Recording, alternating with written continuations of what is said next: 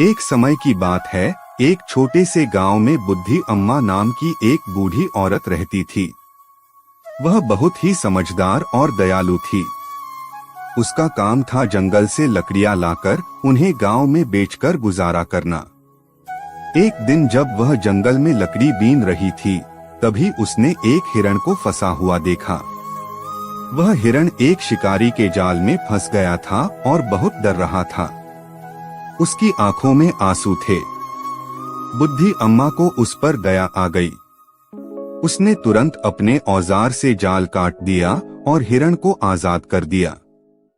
हिरण बोला, अम्मा, आपने मेरी जान बचाई है।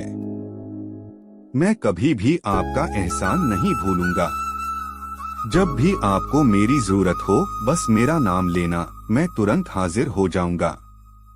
अम्मा मुस्कुरा दी और बोली, जाओ बेटा, जंगल में सुरक्षित रहो। कुछ महीनों बाद गांव में सूखा पड़ा।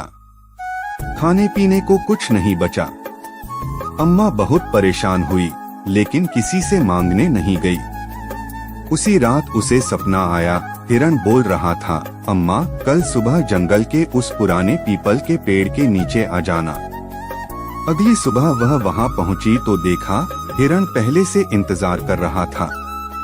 उसके साथ कुछ और जानवर भी थे। वे सब मिलकर अम्मा के लिए फल, शहद और जड़ी बूटियां लाए थे। अम्मा भावुक हो गई।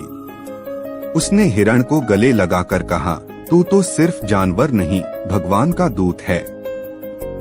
उस दिन के बाद से अम्मा को कभी भूखा नहीं रहना पड़ा। शिक्षा: दयालुता कभी व्यर्थ नहीं जाती। किसी की मदद करोगे तो समय आने पर वह मदद जरूर लौट